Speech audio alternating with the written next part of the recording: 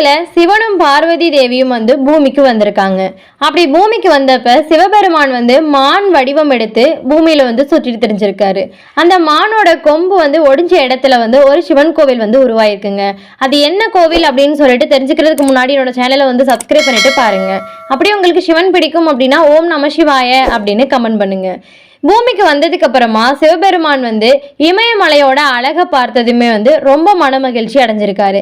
இந்த இடம் வந்து எனக்கு ரொம்பவும் பிடிச்சிருக்கு அப்படின்னு சொல்லிட்டு அவர் வந்து மான் வடிவம் எடுத்துக்கிட்டு அந்த காடுகளில் வந்து ரொம்ப சுதந்திரமா வந்து சுற்றி தெரிஞ்சிருக்காரு.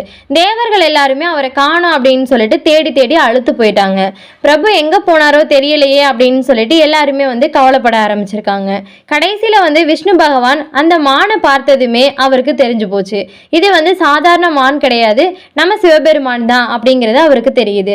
தேவர்கள் வந்து மானோட கொம்பை பிடிச்சி இழுத்தோடனே அந்த கொம்பு வந்து உடைஞ்சு போயிருது. அந்த உடைஞ்ச கொம்பு விழுந்த இடத்துல தான் இன்னைக்கு இருக்கக்கூடிய பசுபதிநாதர் லிங்கம் அப்படிங்கிற ஒரு லிங்கம் வந்து உருவானதா சொல்லப்படுது. பசு அப்படின்னு சொன்னா உயிர்கள் அப்படின்னு அர்த்தம், பதி அப்படின்னு சொன்னா அதிபதி அப்படிங்கிற மாதிரி உயிர்கள் எல்லாத்துக்குமே வந்து அதிபதியானவர் தான் நம்ம சிவபெருமான் அப்படிங்கிறது தான் இந்த ஒரு கோவிலோட அர்த்தமா இருக்கிறதா சொல்லப்படுது. உலகிலேயே வந்து மிகவும் புனிதமான சிவன் தலங்கள்ல ஒண்ணுதான் இந்த பாக்மதி ஆற்றங்கரையில இருக்கக்கூடிய பசுபதிநாதர் சிவன் கோவில் அப்படின்னு சொல்லப்படுது. இங்க வந்து இறப்பது முக்தி தரும் அப்படிங்கிறது வந்து நம்பிக்கையா இருக்கு.